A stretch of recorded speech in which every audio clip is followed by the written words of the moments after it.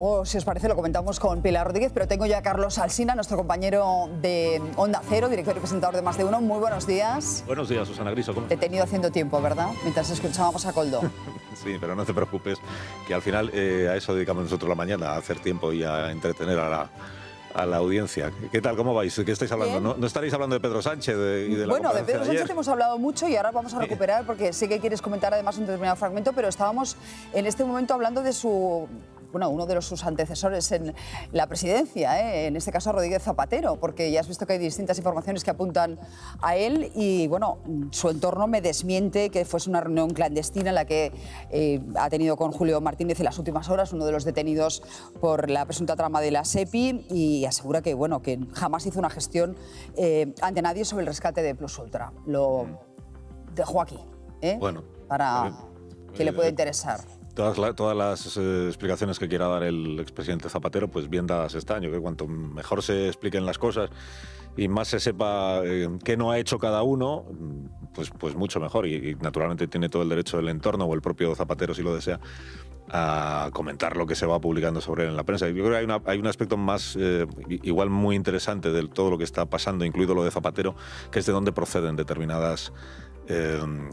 determinadas, no sé si informaciones o... Sí, esta es una parte interesante. Sí, porque se está hablando cada vez más en estas últimas horas, y bien lo sabes tú, de esto del fuego amigo. Es decir, si empieza a haber dentro del Partido Socialista personas amigo, o sectores, ¿no? Claro, que están interesados en alimentar o acelerar, más que alimentar, acelerar la descomposición de esto que se ha dado en llamar el sanchismo, ¿no? Que yo creo que es un poco... En ese sentido, Carlos, te reproduzco el mensaje de su entorno, Sí. Gran sorpresa por la detención de Julio Martínez, como te puedes imaginar, extraño ese seguimiento y aún más su filtración. Ahí lo dejo. Sí. Que tiene que ver, yo creo, con esto que estábamos comentando ahora. Pero bueno, los hechos son los hechos, lo que haya que se tenga que aclarar, que se aclare. El propio Zapatero, que si tiene algo que aclarar, que lo aclare él mismo. Y luego está esta otra parte, que es con qué intención se filtran determinadas cosas. Pero bueno, que ese es el día a día también de con qué intención se filtran. Es una pregunta que nos hemos hecho mucho en el juicio al fiscal general del Estado, por ejemplo, ¿no? Así es.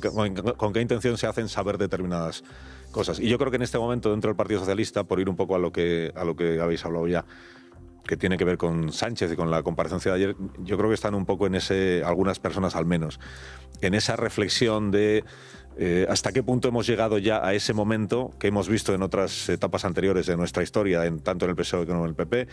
Hemos llegado a ese punto en el que ya dentro del propio partido, de la propia organización, hay quien empieza a temer por el horizonte más o menos inmediato de la propia organización si no hay un cambio de clima, de situación, incluso de candidato, de caballo ganador, de candidato, de líder del partido. Yo creo que podemos estar en el comienzo de ese punto de reflexión dentro del Partido Socialista.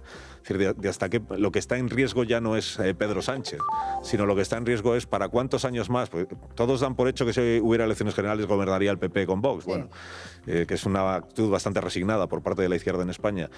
Pero hasta qué punto eso obligaría a pasar un periodo de duelo en la izquierda que le apartara del gobierno durante más años de los que naturalmente el Partido Socialista desearía, ¿no? Yo creo que algo de esa reflexión ya empieza... Bueno, se le acabamos de escuchar ahora mismo a Pedro Bofill, que como bien sabes fue eurodiputado del Partido Socialista, también portavoz, y que él cree que efectivamente estamos en una situación ya de tierra quemada y que al PSOE le va a costar, digamos, resucitar después de esta situación que está sufriendo. Te quiero preguntar también por el bostezo de Pedro Sánchez, porque nos viene a decir a nosotros, a los periodistas, que bueno, nos tenemos que preguntar por la sustancia de las cosas, la subida del salario mínimo o el abono transporte. Bueno, ¿qué hacemos mal, Carlos? ¿Por qué no valoramos lo importante? Vamos a escuchar ese fragmento. ¿Qué hacemos? ¿Bostezamos cuando decimos lo del abono único del transporte? ¿De verdad? Cuando se sube el sueldo a los funcionarios y funcionarias un 11% hasta el año 2028, ¡qué aburrido! De verdad, permítanme que lo lleve un poco hacia el extremo, porque creo que es importante saber dónde está la sustancia de las cosas. Es que no sabemos dónde está la sustancia los periodistas, no sabemos valorar lo importante. Bueno, mira, estamos preparando ahora, como es tradición en este programa mío, la ficción de Navidad. y estamos ya terminando de hacer las grabaciones y estoy por escribir un papelito, aunque sea un papelito, para ofrecérselo al presidente porque sus dotes dramáticas yo creo que ayer quedaron de nuevo de manifiesto. A ver, yo creo que la rueda de prensa de ayer fue un acto de gran impostura. Hoy he leído en algunas columnas la pregunta que se hacen algunos colegas nuestros de hasta qué punto Sánchez se ha desconectado de la realidad. O sea, Sánchez ha dejado de pisar tierra y está en un mundo que no existe. Oye, prácticamente, perdóname que te interrumpa, Carlos, casi todos los cronistas coinciden en eso, ¿eh?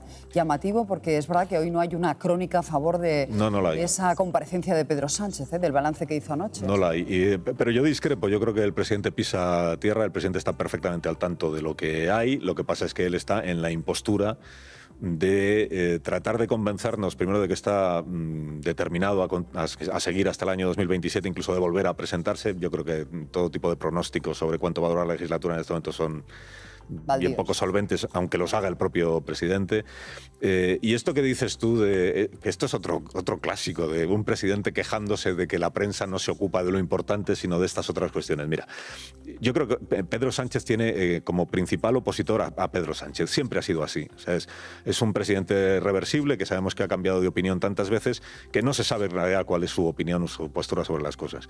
Esto de lo que él ahora se lamenta, que es de que la oposición y la prensa hablen de la corrupción y de los casos de acoso dentro del PSOE y no hablen del PIB y no hablen de la subida del salario de los funcionarios. Es que cuando él estaba en la oposición, te hablo del año 2018, o sea, estaba a unas semanas de llegar a la presidencia del gobierno, que es cuando Rajoy, ¿te acuerdas que aprobó los presupuestos 5 meses tarde, pero los aprobó con el PNV? 15 días después, efectivamente. El presidente Rajoy acababa de firmar el acuerdo con los sindicatos para la subida del salario durante los siguientes años. Lo había hecho Montoro, creo recordar. De hecho, esa fue la subida que luego aplicó el gobierno de Sánchez porque ya estaba firmada del año 18. Luego se acababa de firmar con los sindicatos de la función pública una subida salarial. El PIB estaba en el 17 había crecido al 3,1% el PIB, o sea, en niveles más o menos como los que tenemos en este momento. Se acababa de pactar con el PNV para aprobar los presupuestos la actualización de las pensiones, o sea, la subida de las pensiones para el año siguiente. El líder de la oposición, que se llamaba como el presidente de ahora, Pedro Sánchez, no hablaba en sus comparecencias ni de lo bien que iba el PIB 3,1%, ni de lo bien que les iba a venir a los funcionarios la subida de salario, ni de lo bien que les iba a venir a los pensionistas la subida de las pensiones. De lo que hablaba era de la Gürtel y de lo que hablaba era de los problemas que afrontaba el gobierno. Y lo que decía el líder de la oposición de entonces, digo, para que el presidente no se olvide de dónde venimos, y lo que defendía el líder de la oposición de entonces, fíjate, que se llama como el presidente del gobierno de ahora, es que si un presidente no tiene mayoría parlamentaria y no es capaz de sacar adelante unos presupuestos, no ya de presentarlos, sino de sacarlos adelante, tiene dos opciones: o convocar una cuestión de confianza en el Congreso o convocar elecciones generales. Es decir, que todos los argumentos contra lo que ahora está defendiendo Sánchez los ha dado Sánchez cuando estaba en el otro lado del río. Efectivamente, hemos tirado de hemeroteca, que es la mejor manera, como tú bien decías, de hacerle la oposición a Pedro Sánchez, ¿no? Recordando es que él es, claro, el año 18 y 19, efectivamente. Él es su mayor opositor y por eso es tan difícil, y yo eso sí lo entiendo, que ahora los socios del gobierno dicen es que es muy difícil creerle. Bueno, pues bienvenidos a la realidad. Claro, no se trata de un acto de fe. Se trata de tener claro desde hace ya muchos años que estamos ante un presidente que tiene la enorme habilidad, y eso hay que reconocérselo, y yo creo que por eso ha llegado hasta donde está en este momento, tiene la enorme habilidad de poder decir justo lo contrario, o sea, poderse exigir a sí mismo lo contrario de lo que les exigía a los demás y no exigirse nunca a sí mismo lo que él siempre les ha exigido a los demás, incluidos los casos de corrupción. Esta idea de que el presidente nunca supo nada de las facetas personales de Ábalos, ni mucho menos de sus facetas políticas como presunto corrupto. Que de Koldo nunca supo tampoco gran cosa. De Santos Cerdán estaba perfectamente en babia porque le elogiaba hasta el último día. De Paco Salazar tampoco supo nada. De Antonio Hernández no supo nada. De Javier Izquierdo tampoco sabía nada. De Leire Díez no... Pues si es que más acusación contra un presidente que esa, no enterarse de nada durante 7 años y medio. Síndrome de la Moncloa en su versión más aguda, ¿eh? Pero oye, Carlos, no te quiero despedir sin felicitar a todos los compañeros de Onda Cero, porque en vuestro aniversario 35 volvéis a batir récords de audiencia, 2,3 millones de oyentes, la mayor cifra, la mejor en una década. Enhorabuena. Pues estamos muy orgullosos, es verdad, y estamos muy agradecidos, como te puedes imaginar, a todos los oyentes que nos han acompañado durante estos 35 años y también a los oyentes que se han incorporado en estos últimos 3 meses, por ejemplo, a este programa, que sé que además muchos de nuestros nuevos oyentes son espectadores de Susana Griso en Antena 3 y por eso se han enterado de que en la radio a la vez estamos haciendo... Ah, pues solo espero que no me sean infieles.